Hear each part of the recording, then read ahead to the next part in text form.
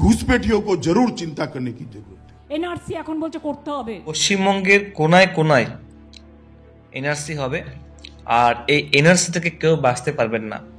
মানে আমি বলছি যারা ভারতের না, ভারতে থাকতে গেলে আপনাকে ভারতবাসী হওয়ার প্রমাণ দিতে হবে।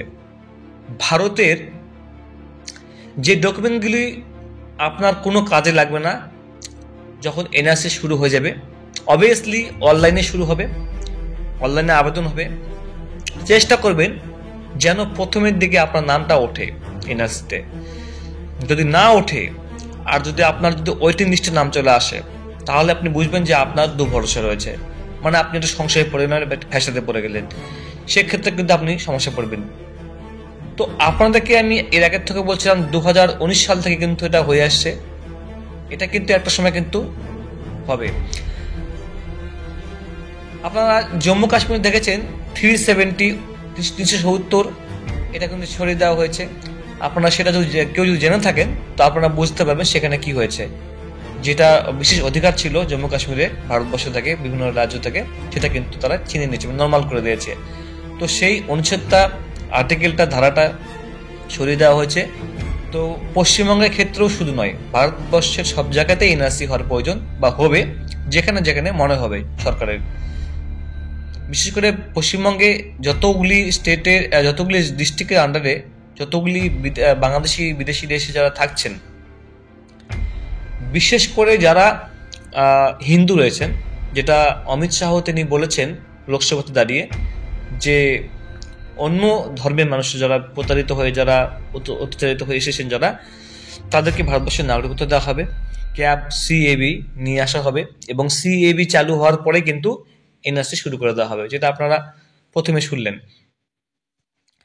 এখানে দেখুন, national register of citizens, NRC, register of all Indian citizens whose creation was mandated by 2003 amendment of citizenship act 1955। 1955 সালে এই নাগরিকত্ব আইন পাস হয়, যেটা 2003 সালে সংশোধন করা হয়।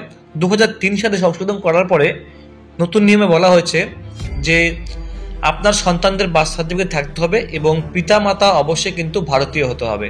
মানে বাংলাদেশ থেকে কেউ আসলো বা কেউ বাংলাদেশ থেকে এসে বিয়ে করলো, একজন যে কোনো, তার সন্তান অবশ্যই ভারতীয় হবে, তার সন্তান এখানে জন্মগ্রহণ করেছে। এটা বাদ দিয়ে 2003 সালে যে আইনটা পাস করা হয়েছে সেখানে বলা হয়েছে, নতুন করে যোগ দেওয়া হয়েছে যে পিতা মাতাকেও অবশ্যই কিন্তু ভারতীয় হতে হবে, না হলে তাদেরকে কিন্তু বের করে দেওয়া হবে। মানে সন্তান আপনার থাকবে ইন্ডিয়াতে, আপনাকে বাংলাদেশে পাঠিয়ে দেওয়া হবে, 1 নম্বর। 2 নম্বর, আপনাকে ডিটেনশন ক্যাম্পে পাঠিয়ে দেওয়া হবে। তো এটা আসামে বহু হয়েছে, অনেক হিন্দু পরিবার ক্যাম্পে রয়েছে, অনেকে বের করে দেওয়া হয়েছে। কোকরাঝাড় কি ডিস্ট্রিক্ট আছে সেখানে অনেক আপনারা দেখেছেন অশান্তি হয়েছিল।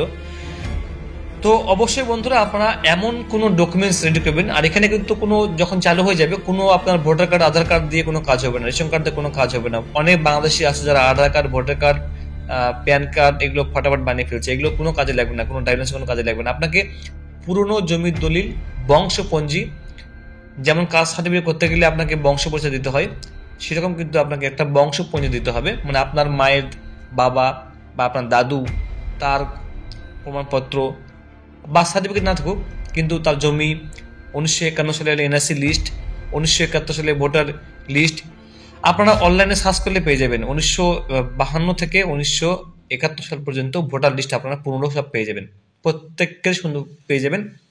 আপনারা এখনই ডাউনলোড করে নাম বেছে বেছে দেখতে পারেন, ঠিক আছে? আমি আপনাকে দেখেছি, ভিডিও আমার কাছে আছে, সেটা আপনাকে আমি দেখিয়ে দিয়েছি। তো পশ্চিমবঙ্গে যেহেতু 10,25,52,787 জনসংখ্যা রয়েছে, তাই পশ্চিমবঙ্গে কিন্তু এনআরসিটা হওয়া স্বাভাবিক, জনসংখ্যা বেশি রয়েছে। আর ভারতবর্ষ তো হিন্দু রাষ্ট্র নয়, এটা ভাববে সবসময়, ভারতবর্ষ ধর্মনিরপেক্ষ রাষ্ট্র, সব জাতি, সব ধর্ম। তাই অনেকে যদি মনে পড়ে যে আমরা ভয় পাচ্ছি, এমনটা না, কেউ ভয় পাবেন না। আপনার ভয় কিছু নেই। অনেকে আমাকে ভিডিও করে কমেন্ট ভয় পাচ্ছি আমরা, ভয় তো কিছু নেই। আপনার ডকুমেন্টস দেখাতে হবে যে আপনি ভারতীয়, অবশ্যই থাকবে। আপনার মা যদি ভারতবাসী হয়ে থাকে, তো আপনার মায়ের তো বাবা মা তো অবশ্যই ভারতীয় হবে, তা বাংলাদেশ থেকে থুড়ি এসেছে আপনার মা। তো তাহলে অনেকে বাংলাদেশ থেকে এসে মানে চোরাইভাবে এসে ভারতে বাড়ি টাড়ি করে সবকিছু করে ফেলেছে, তার কিন্তু কোনো কিন্তু মানে আমাদের পাড়াতেও আছে, কোনো কিন্তু দেখবেন তার কোনো প্রমাণ নেই। সে কিন্তু নর্মালি কিন্তু তার Aadhaar card, voter card, ration card, bank card এগুলো কিন্তু আছে, ড্রাইভিং লাইসেন্সও আছে, এবং তার সন্তানটা পড়াশোনা করছে, কিন্তু তার কোনো ডকুমেন্টস কিন্তু নেই পুরনো। তো এইরকম ক্ষেত্রে কিন্তু সমস্যা হতে পারে, সে হিন্দু হোক বা মুসলিম হোক, তাই না? তো এরকম যদি হয়ে থাকে তো বন্ধুরা আপনারা খুব ভুল করছেন।